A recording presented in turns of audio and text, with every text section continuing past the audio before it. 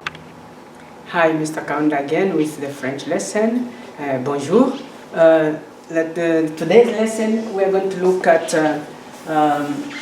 le futur proche, the near future. Remember, last lesson we were talking about the future again, and there were so many expressions that we are looking at. But the future is expressed in different ways. But what is le futur proche and what is the near future? But le futur proche, this is a combination where we're going to combine the present tense of aller, which means to go, plus an infinitive. Okay, we're going to use that one and for us to create the near future, and we're going to see what it really means when it goes to English. First of all, remember, in French, when we are talking about the simple future is a little bit complicated. So in most of the cases, would advise students, would advise people who are still learning French, even to use the near future, because it is a simple tense that you can just remember, a combination of aller, a combination of to go, together with an infinitive. So let's go through to see what we are trying to achieve. Okay? So we have the present tense of aller first of all. We are supposed to conjugate the present tense of aller in French. So as you can see, here we have got the pronouns. We have the pronouns. We have je, we have tu, we have il, we have elle, we have on, we have nous, we have vous, we have il with s and elle with s, which means they. Then when we are conjugating the verb to go, it changes.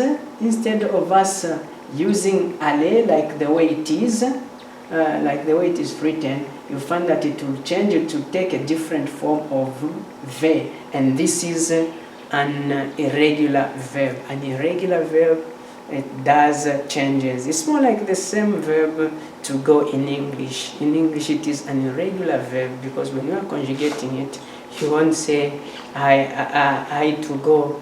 Yes, you're going to say I go, but when you are going more especially in the past tense, you can say I go it, but you're going to say I went. So that's what makes it to become irregular. So an irregular verb changes its past tense, but in French, an irregular verb will change in the present tense. So this is a case of the verb to go. So we're going to say je vais, which means I am going. For instance, when you say je vais regarder, I am going to watch. So here we have infinitive examples. Here we have infinitive examples, and there we have the translation in English. Tu vas manger. I am going to eat. Il, elle, on va faire. He, she, we can say is going to do.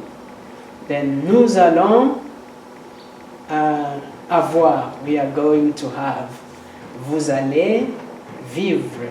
You are going to live. Ils ont, or elles vont aller. They are going to go.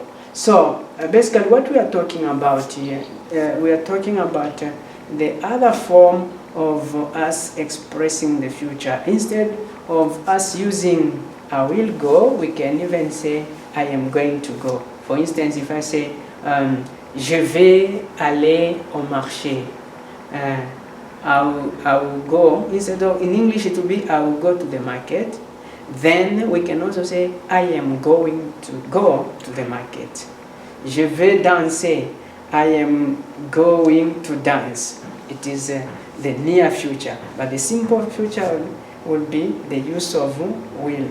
I will go to the market. Je vais apprendre le français. I am going to learn French. That is the near future. The simple future would be I will learn French. Je vais travailler demain. I am going to work tomorrow. We can also use I will work tomorrow. So this is what we are talking about. Remember, again, there's the simple future also that we need to use in English, in French, and we'll have another lesson on how we can also conjugate that one, and so that we know how to maneuver with these tenses. So, as at now, I have a short exercise that I would love you to try. À toi d'essayer, for you to try. We have got the first sentence, which is saying en ville cet après-midi, so you have to fill in the gaps. You have got tu travailles, je vais travailler. Les enfants, you have got the gap there. Restez à la maison aujourd'hui. You have got va, vont. 3. Oui, nous, ensemble en France. The answers, we have got voyageons, allons voyager, voyager. C'est confirmé.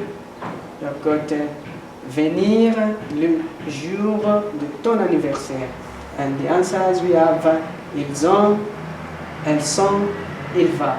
So for you to try, I'm giving you 1 minute, and we'll see what will be next.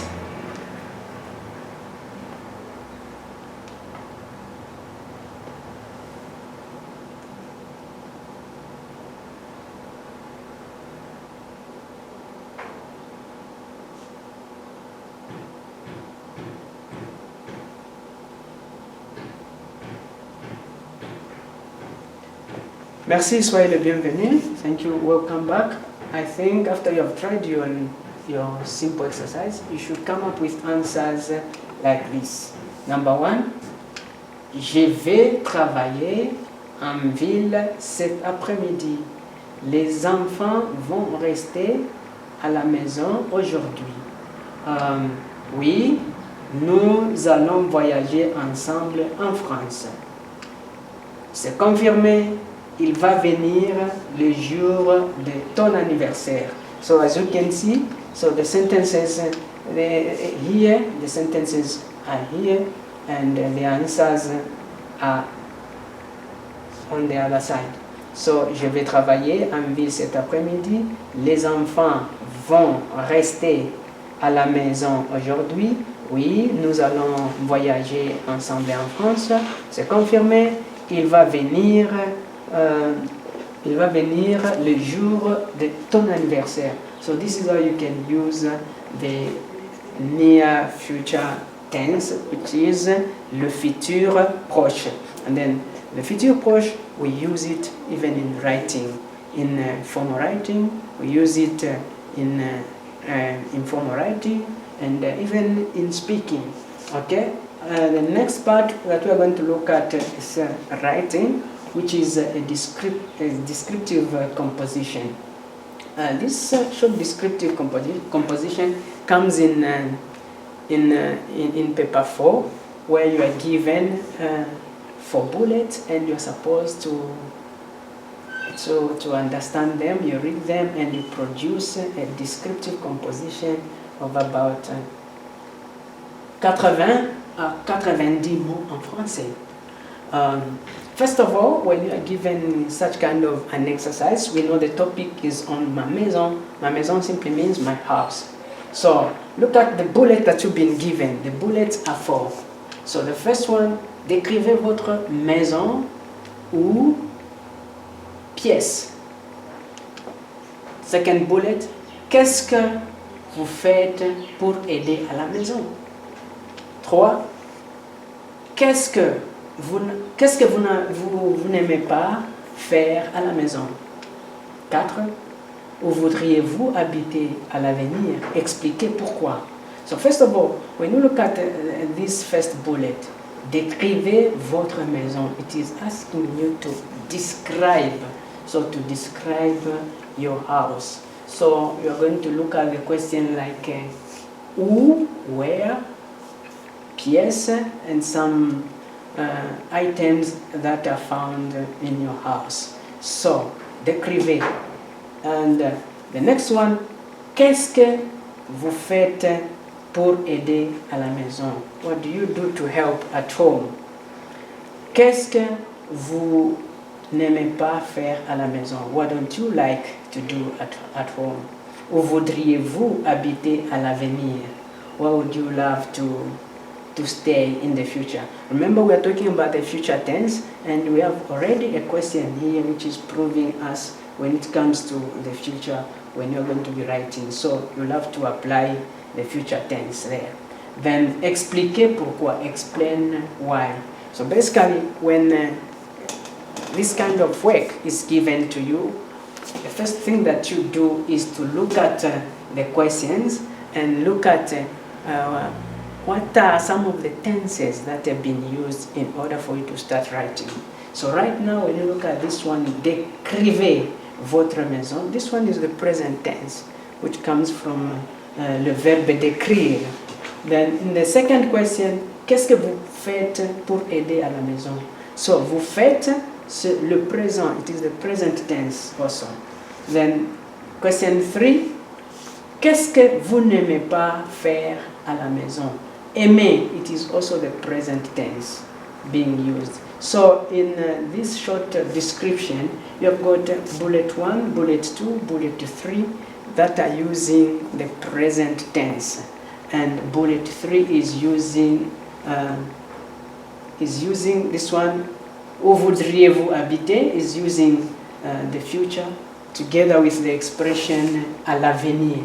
So before you start writing, make sure that you understand what the task is asking you to do, so that you don't just throw things for the sake of throwing them. Then be mindful. This is a short composition which is having 80 à 90 mots, so 80 to 90 words, more means words en français, and it is marked out of 12. So you should make sure that you bring in the correct sentences, looking at the present and looking at the past tense. Mostly they're the ones that are being used. So when you are writing a composition, check on your tenses. Is it asking you to use the future? Is it asking you to use the present? Is it asking you to use the past tense? So for the today's lesson, that is in terms of writing, and I say we are done for today, and let's meet in the next lesson. Merci beaucoup et au revoir.